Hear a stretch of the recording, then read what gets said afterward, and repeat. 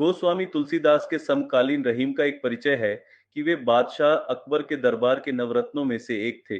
वे योद्धा थे, मगर आज सदियों बाद उन्हें उनके युद्ध मैदान के शौर्य के कारण नहीं, कलम की ताकत के कारण जाना जाता है, पढ़ा जाता है। वे हिंदुस्तान के रंग में ऐसे रंगे थे कि तुलसी के राम को रहीम के राम में जानना हमें आस्था और चैतन्यता से भर देता है। तुलसी हिंदुओं के लिए सबसे बड़े राम भक्त संत हैं, जिन्होंने रामचरितमानस लिखकर राम के चरित्र को घर घर पहुंचा दिया। तुलसी के सबसे अच्छे मित्रों में से एक अब्दुल रहीम खान खाना कौन थे? रहीम मुसलमान थे, अकबर के सेनापति थे और कभी भी इस्लामी राज में तुलसी को अकबर ने नहीं सताया। उन्हें सताया काशी के कट्टर पंडितों ने, इसलिए कि उन्होंने रामचरितमानस अवधी में क्यों लिखी, संस्कृत में क्यों नहीं। एक हिंदू संत का महात्म्य फैल रहा था, लेकिन इससे अकबर को कोई परेशानी नहीं हुई।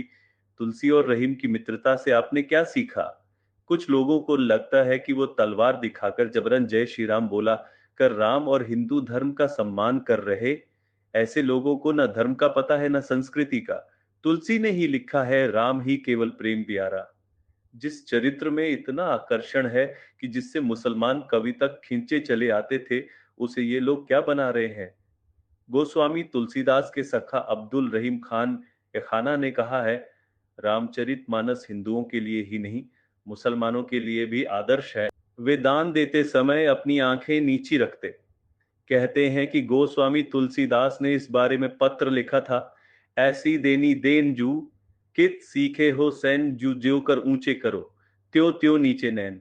मित्र, तुम ऐसे दान देना कहाँ से सीखा है कि जैसे जैसे तुम अपने हाथ दान करने के लिए उठाते हो, वैसे वैसे अपनी आंखें नीची कर लेते हो।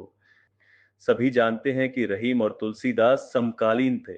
दोनों की मित्रता को लेकर कई किस्से प्रचलित हैं।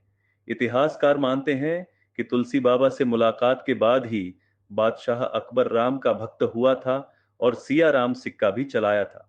संदर्भ है कि रहीम ने तुलसीदास द्वारा रामचरितमानस की रचना पूरी करने पर मानस की प्रशंसा में भी दोहे लिखे। रहीम ने रामचरितमानस को वेद के समान बताया है, तो तुलसी के इष्टराम में भी गहरी आस्था जताई। जब रहीम लिखते हैं कि केवल रघुवीर ही हैं जो हमारे दुख को दूर कर सकते हैं, तो वे यह भी चेताते हुए चलते हैं कि निज मन की व्यथा किसी और से साझा करने का कोई हासिल नहीं होगा, क्योंकि सब सुनेंगे, हंसेंगे, समाधान कोई नहीं देगा। रही मन निज मन की बिथा, मन ही राखो गोए सुनी इठलहें लोग सब बांटी न लें कोई। रहीम कई साल पहले हुए, मगर जो कह गए वह अभी के लिए उपयोगी है। चाहे वह अपने नेह संबंधों को बचाए रखने की बात हो या अकेलेपन से उपजी व्यथा को साझा करने के लिए उपयुक्त व्यक्ति की तलाश हो, रहीम हमें हर मोड़ पर एक सुझाव के साथ खड़े दिखाई देते हैं।